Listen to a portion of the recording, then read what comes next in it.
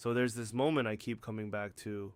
I'm in China, not on vacation, not doing the tourist thing. I'm just living life, grabbing food, running errands, going on dates. And every day I leave the house with my wallet, pure habit. But I get home at the end of the night and realize I hadn't touched it once. It just sat in my pocket the whole time. Not because I wasn't spending money, because I didn't need it to spend money. Everything ran through one app on my phone, WeChat.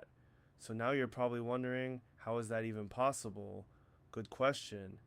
But before I get into that, let's imagine a very familiar scenario that we probably go through more often than we like to admit.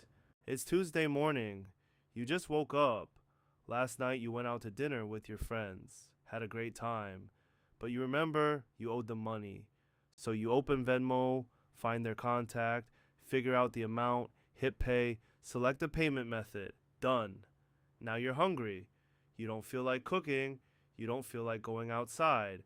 So you open DoorDash or Uber Eats, scroll through, figure out what you want, place the order. Then later in the day, you decide to meet up with some friends. But it's far, so you gotta call a cab. You open Uber, book a ride, car comes, you get in. Now you're in the car, and you decide to check your bank balance. Open Chase or whatever you have. Look at it. Cry a little. I know. Tough economy. I can relate. Then you want to text your friends you're on your way. So you open Instagram. That's 5 different apps, 5 different logins, 5 different interfaces. And most of them need a card on file, which means you need a bank account. And to open a line of credit, you got to go through the whole process of getting approved, and so on and so on. You get my point. In China, I paid for street food, split a bill, sent money to a friend, and booked a train ticket. All on the same app. Same 20 minutes, without thinking about it once. That's not a flex. That's just what efficiency feels like when you've actually experienced it. Most people outside of China think WeChat is just a messaging app, like a Chinese WhatsApp. That's it. It's way more than that. WeChat launched in 2011. Tencent built it. Started as messaging. Simple, straightforward, nothing crazy. But then slowly, it started creeping into every corner of daily life. And by the time I got there, it wasn't just an app anymore. It was the ecosystem everything else ran through. Let me give you an example of just how deep this thing goes. So I'm with this girl. We're just hanging out, not trying to go anywhere. She gets hungry, wants to order delivery. I say, okay, I'll get it for you.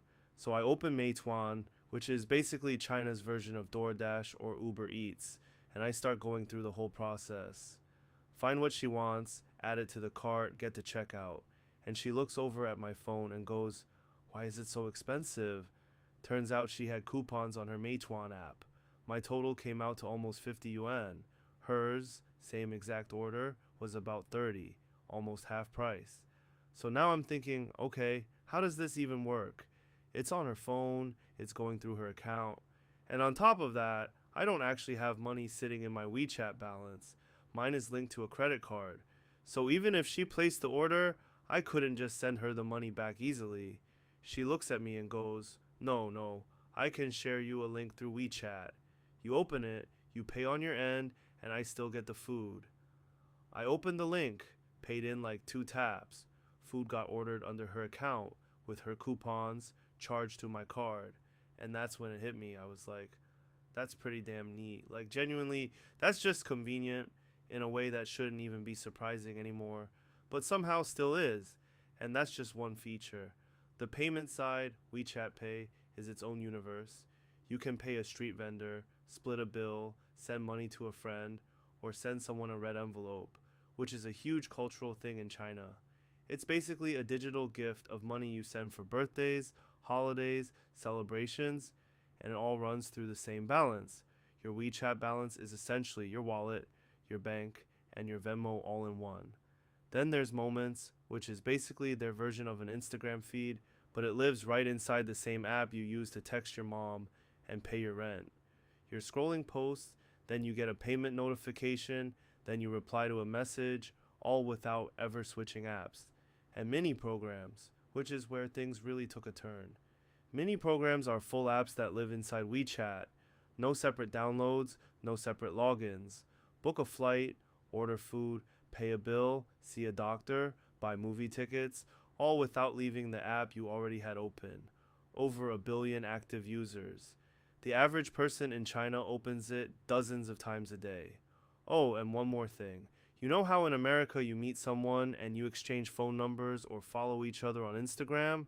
In China, you just scan each other's WeChat QR code. That's it. Your WeChat is your identity, your contact info, your payment method, your social profile, all attached to one QR code. It's not just an app, it's your daily driver. You practically can't live without it in China. Every aspect of your life you need fulfilled runs through this one giant super ecosystem. Now, I want to be real with you for a second. The first time someone explained all of this to me before I ever went to China, my brain immediately went somewhere dark. Like, this sounds like an episode of Black Mirror, or the part in Terminator right before Skynet takes over. One system controls your money, your social life, your communication, your location, all of it, and the government has access. In America, that's not an app, that's a conspiracy theory. And look, I get it. That reaction makes complete sense. Because that's genuinely the story we've been handed about China our whole lives. That it's this oppressive, controlled environment where the government is watching your every move. And I'm not here to tell you those concerns don't exist or aren't worth talking about. Any system with that much centralized data deserves scrutiny. That's just facts. But here's what actually surprised me. Living inside it, day to day, it didn't feel like Black Mirror at all. It didn't feel dark. It didn't feel dystopian. If anything, it felt safe. Like genuinely safe. Walking around at night, going to new places, being in a city where I didn't speak the language fluently, there was this underlying sense that everything was accounted for. Nothing felt chaotic or unpredictable. And I think part of that is because when everything is that integrated and that tracked, crime, scams, fraud, it's a lot harder to get away with. Nobody's anonymous in that system. And somehow, that didn't feel like a threat. It felt like order. The people were normal, the vibe was normal, daily life was normal, just more efficient.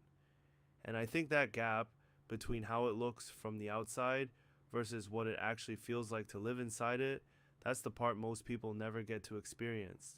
Because most people never go. The data privacy conversation is real and worth having on its own terms. But that's a separate conversation from whether the technology works and whether people's lives are genuinely better for it. So, why doesn't America just do this? It's not a technology problem. American engineers could absolutely build WeChat, maybe even better. America didn't fail to build a super app. It built something else, and that something else doesn't want to be replaced. China in the early 2000s didn't have deeply embedded credit card infrastructure. Most people use cash. So when mobile payments arrived, there was no Visa, no MasterCard, no bank lobby protecting turf. WeChat Pay and Alipay just moved into empty space. America had already built the whole system, and that system prints billions of dollars every year. The companies running it weren't going to let some app disrupt it, so they didn't. And here we are in 2026, still opening 6 apps to do what one handles in China. Legacy infrastructure problem. You build something, it works well enough. Replacing it becomes too expensive. So you keep patching the old thing. China got to start fresh, and that turned out to be a massive advantage. So when I landed back in New York, I remember this specifically. I'm standing on the street, 4 apps open at once. Google Maps, Yelp trying to find somewhere to eat, Chase checking how much I have left, and iMessage texting my friend. 4 apps just to do nothing, just to exist, and navigate a basic afternoon. And I remember thinking, I just spent weeks where none of this felt necessary, where everything lived in one place, and my brain wasn't constantly switching between apps, passwords, interfaces. Sounds small, it isn't, because it's every day, multiple times a day, and that mental overhead adds up. Here's where I land on all of this. I don't think America needs to copy WeChat. The cultural context is different, the political context is different, and the data privacy conversation is real. But something worth asking: why have we accepted this much daily friction as normal? Why is splitting a dinner bill still a 3-step process in a country that put a man on the moon? Why do I need 5 apps to do what one does for a billion people somewhere else? China built a system around how people actually live. Whether you agree with every decision they made to get there, the efficiency is real. The convenience is real. I stopped carrying my wallet in China, and coming back didn't just feel like downgrading. It felt like suddenly being able to see the seams, all the friction and patchwork and legacy decisions baked into a system you never questioned, because you never knew anything different. Once you see it, you can't unsee it. And hey, if you made it all the way to the end, that actually means a lot to me. For real. Leave a comment, tell me what you think, and as always, I appreciate you watching.